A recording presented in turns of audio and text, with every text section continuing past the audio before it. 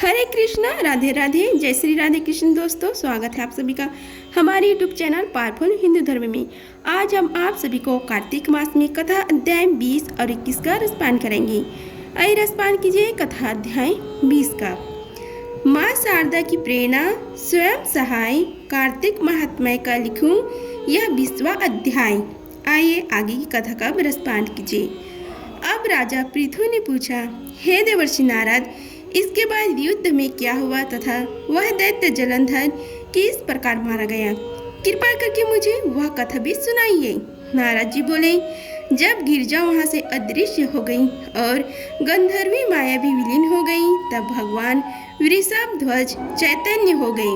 उन्होंने लौकिकता व्यक्त करते हुए बड़ा क्रोध किया और विस्मन्नता मना जलंधर से युद्ध करने लगे। जलंधर शंकर के बाणों को काटने लगा, परंतु जब काट न सका तब उसने उन्हें मोहित करने के लिए माया की पार्वती का निर्माण कर अपने रथ पर बांध लिया।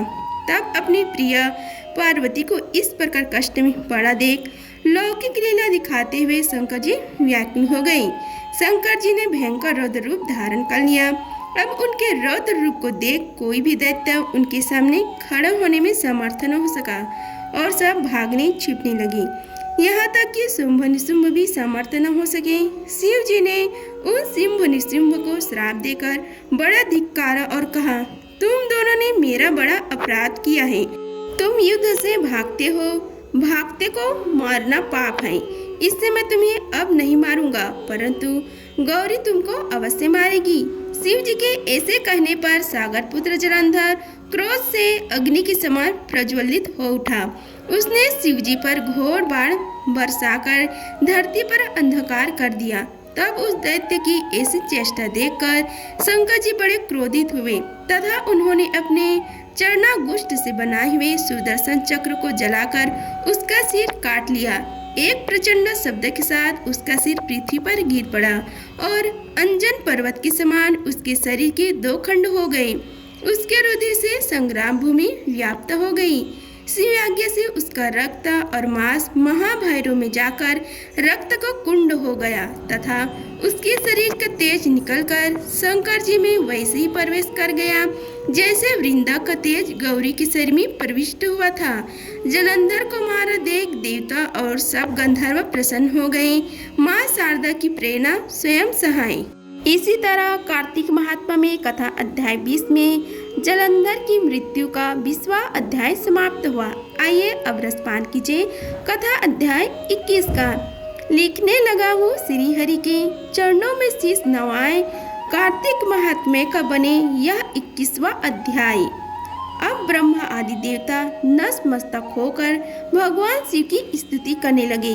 वे बोले, हे देवाधिदेव, आप प्रकृति से परे पर ब्रह्म और परमेश्वर हैं। आप निर्गुण निराकार वह सबके ईश्वर होकर भी नित्य अनेक प्रकार के कर्मों को करते हैं।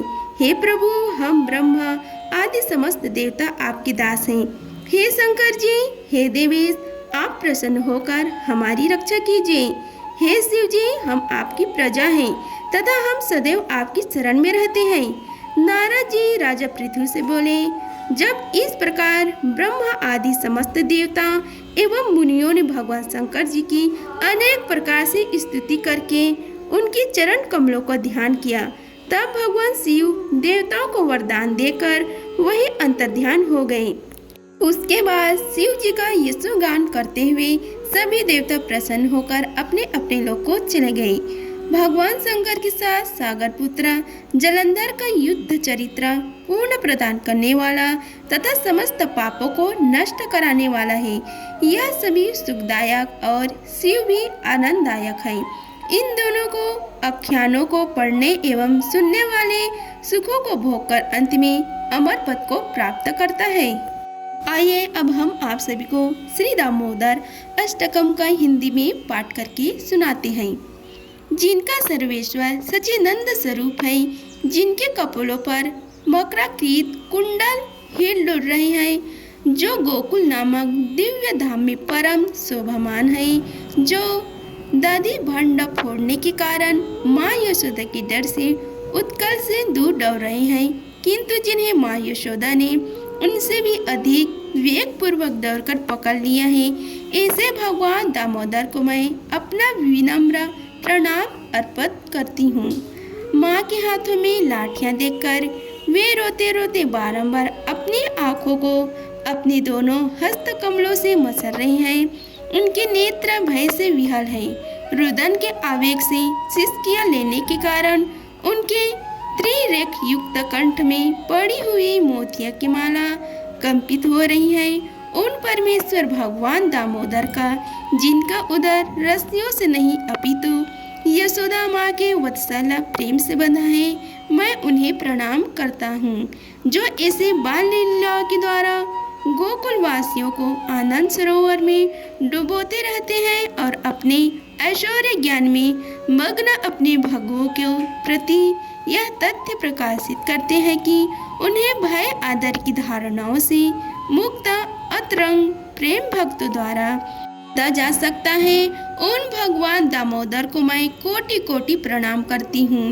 हे प्रभु, यदि आप हर प्रकार की वर देने में समर्थ हैं, तथापि मैं आपसे न तो मोक्ष अथवा मोक्ष के चरम सीमा रूप वैकुंठ में शाश्वत जीवन और ही नवदा भक्ति द्वारा प्राप्त कोई अन्य वरदान मांगता हूँ। हे नाथ, मेरी तो बस इतनी ही इच्छा है कि आपका यह वरदान का बाल गोपाल रूप मेरे हृदय में सदा प्रकाशित रहे, क्योंकि इसके सिवा मुझे किसी अन्य वरदान से प्रयोजन ही क्या है। प्रभु, लालिमा युक्त कोमल श्याम वर्ण के घुंघराले बाल वालों से घिरा हुआ आपका मुख कमल माँ यशोदा के द्वारा बारंबार चुंबित हो रहा है और आपके होठ बिंब फल की भांति लाल है। आपके मुखमंडल का यह सुंदर दृश्य मेरे हृदय में सदा विराजित रहे। मुझे लाखों प्रकार के दूसरे लाभों की कोई आवश्यकता नहीं है। हे भगवान, मैं आपको प्रणाम करती हूँ, मैं आपको प्रणाम करती हूँ। हे दामोदर, हे अनंत, हे विष्णु, हे नाथ, हे मेरे प्रभु, मुझ पर प्रसन्न हो जाइए। मैं दुखों के सागर में डूबे जा रही हूँ। मेरे ऊपर अपनी कृपा दृष्टि की वर्षा करके मुझ दिनहीन शरणागत का उद्धार कीजिए और मेरे नेत्रों की समझ प्रकट हो जाइए। हे भगवान, हे दामोदर, जिस प्रकार आपने दामोदर रूप से नल कुबर और मणिग्रीव नामक कुबेर पुत्रों को नारद जी के श्राप से मुक्त कर उन्हें अपना महान भक्त बना लिया था, उसी प्रकार मुझे भी आप अपनी प्रेम भक्ति प्रदान कीजिए। यही मेरा एकमात्र आग्रह है। मुझे किसी भी प्रकार की मौज की कोई इच्छा नहीं है। हे भगवान, हे दामोदर, मैं सर्वप्रथम आपके उदर को बांधने वाली दीप्तमान रस्सी को प्रणाम करती हूँ। आपकी प्रियतमा श्री राधा रानी के चरणों में मेरा सादर प्रणाम है और अनंत लीलाएं करने वाले आप परमेश्वर को मेरी प्रणाम है। धन्यवाद। इस प्रकार दामोदर अष्टकम समाप्त हुआ। अगर आप सभी को हमारी वीडियो अच्छी लगी होगी तो वीडियो को लाइक कीजिए, चैनल को सब्सक्राइब कीजिए और कमेंट बॉक्स में ओम नमो भगवते वासुदेवाय लिखिए। धन्यवाद। मिलते हैं अगले वीडियो में, तब तक के लिए जय श्री राधे कृष्णा।